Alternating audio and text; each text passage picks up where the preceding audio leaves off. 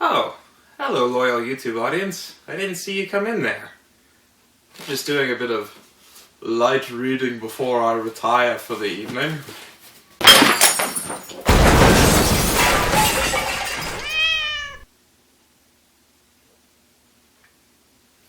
So, I know it's been a long time since I posted a video, but I've got a big project I'm about to start, and I bet you have no idea what it could possibly be.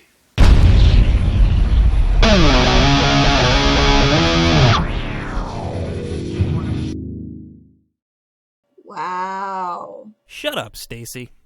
Here's some hints for you. It's got four-wheel drive, and it's a freaking wagon.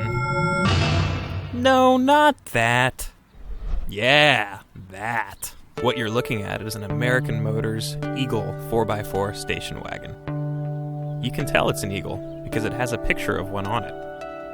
Also, it's written on there in a bunch of different places. So what the crap is an AMC Eagle anyway?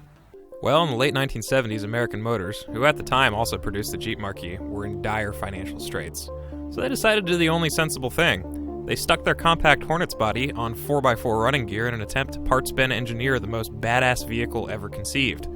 And they succeeded, just in time for the decade of decadence and docking. Fucking docking. So to answer a few of your questions, yes, that was my real hair.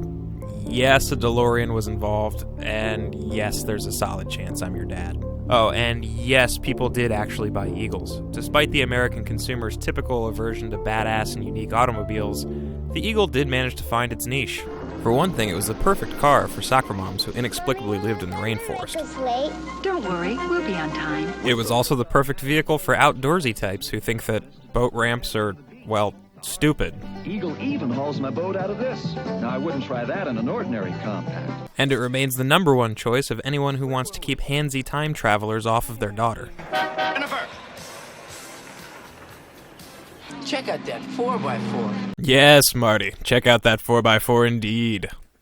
So why is this glorious slice of Kenosha iron just sitting in my driveway acting as a backdrop for my silly YouTube show while I work on vastly inferior vehicles anyway? Well, there's a reason why I sometimes sit in the driver's seat making car noises instead of driving it. And also a reason the cylinder head is on the ground instead of under the hood. You see, I bought it as something of a barn find a few years ago, not knowing if it ran. After many hours were spent trying to start it, I finally broke down and pulled the valve cover, and as you'll see in the cell phone video my sister took at the time, things were no bueno. Go ahead. So this is what's under the valve cover. Each one of these goes over a cylinder, as you can see, and each spring here corresponds to a valve. So you can look at the manifolds here. This is intake, that's where the carburetor used to be. That's exhaust under it. So if you're looking at the number one cylinder, you know that that's the exhaust valve, and that's the intake valve, because the intake corresponds to the intake, exhaust corresponds to the exhaust. Now the reason it wouldn't start is because up here, it's number 4 and number 5 cylinders. Remember, that's where we found that spark plug that exploded.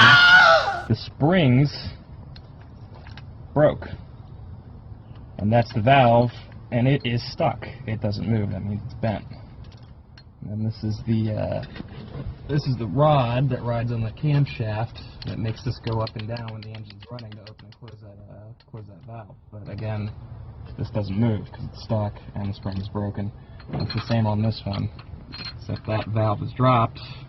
This is the one we pulled the bad spark plug out of, and that spring's broken too. So what that basically means is the head's got to come out and either get rebuilt or replaced with a rebuilt one, just exchanged for it. And then we also have to check the block and see if the pistons themselves are destroyed from whatever carnage caused this. So basically means the whole engine's got to be torn apart. Oh, God. At that point, I knew I was at least in for a new head. But don't worry, the fun doesn't stop there. Actually, it turned out to be much, much worse. You see, I didn't notice it at the time of that last clip, but there was a chunk of something sitting inside the intake manifold. A chunk of something that looked suspiciously like piston. So I convinced myself that that wasn't what it was and took to the Eagles Den forum to see what they thought. where they confirmed for me that it was indeed a piece of piston skirt, and that it wasn't just the top end of this motor that needed replacing. Luckily, when Chrysler took over in the late 80s, they continued producing the AMC-designed straight six in various forms for Jeeps until 2006. So sourcing one of the later Chrysler-built HO motors is not only straightforward, but also provides a substantial performance upgrade. Which is good, because when I did eventually pull the head, I found a level of carnage I was not expecting, making this engine useless even as a core for rebuild. Maybe it would make a nice planter. There we go, all fixed. Not having the time or the resources to do the swap for a while, there it sat. Until now, because in June I'm driving to Colorado, so this kind of has to run. Stay tuned for future episodes where we're going to pull this engine out and put a 4-liter in. It's going to be rad.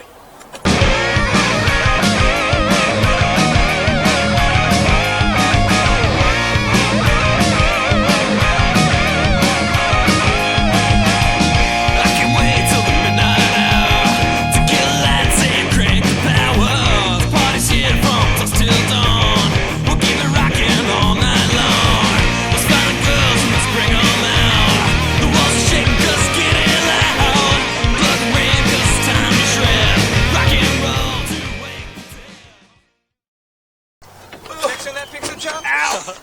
That'll be a good outtake.